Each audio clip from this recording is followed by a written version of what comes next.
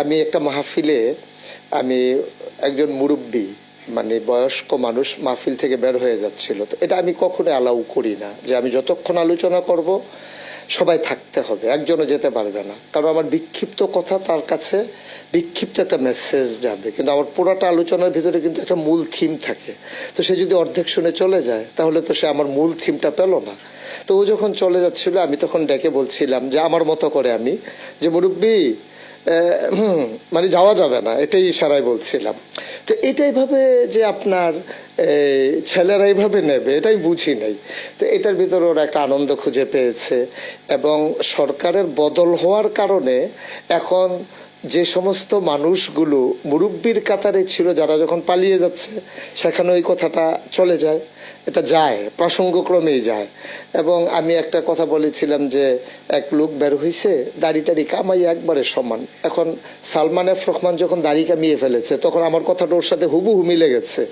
আমি কিন্তু সালমান এফ রহমানের দাড়ি কামানো দেখে ওয়াচ করিনি, ওয়াচ করেছিলাম আগে, আর প্রসঙ্গ তো মিলে গেছে এখন এসে।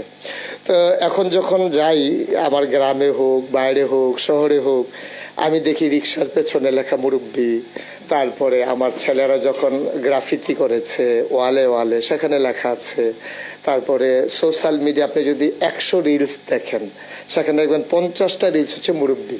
তারপরে আমি আজকে গতকালকে আমি গাড়িতে বসে বসে দেখছিলাম যে বিদেশি একটা লোক, তারে বোধহয় বাংলাদেশের কোনো একটা লোক শিখিয়ে দিয়েছে, সে আরবির সাথে মিশিয়ে বলতেছে মুরব্বী মুরব্বী, মানে ওটা বুঝতে পারছে এটা একটা আনন্দ ঘন বিষয়। তা এটা নিয়ে আসলে আমরা তো খুব দুঃখী মানুষ, বাংলাদেশের মানুষ, আমরা আনন্দের উপলক্ষ খুব কম পাই। মানুষগুলো যখন গুম হয়ে গেল, বাচ্চাগুলো ঈদের দিন সকালবেলা নতুন জামা কাপড় পরে অপেক্ষায় আছে, বাবা আসলে আঙ্গুলে ধরে ধরে ঈদগাহে যাবে। আপনি বুঝবেন তার বেদনা, আপনি বুঝবেন তার না পাওয়ার কি চাওয়া। বাচ্চাটা কাপড় পরে মা সাজিয়ে দিয়েছেন, যাচ্ছে না, বাবা আসলে আঙ্গুলে ধরে ধরে ঈদগাহতে যাবে। স্ত্রী জানে না তার স্বামী আছে নাকি নাই, আর সে ছোট্ট সন্তান হয়তো মনে করেছে কোনো কারণে বাবা দূরে আছে, আসবে আঙ্গুলে ধরে ধরে ঈদগাহতে নিয়ে যাবে।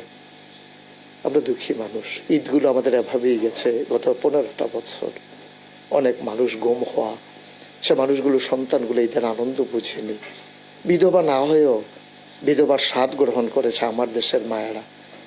আপনি বুঝবেন না এই যে কেমন আকুতি, সেই কষ্টের মাঝে দ্বিতীয় স্বাধীনতায় আমার মুরব্বী বলা যদি একটু আনন্দ দিতে পারে, আমি মনে করি 15 বছরের দুঃখ তাদেরকে ভুলিয়ে দেওয়ার জন্য একটা শব্দই যথেষ্ট। এই সময়ের যারা তরুণ মুরব্বীরা আছে তাদের উদ্দেশ্যে ছোট্ট একটা বার্তা দিবেন। আমি মনে করি যে যেদিন গেছে একেবারেই গেছে, কিছুই তার নেই বাকি।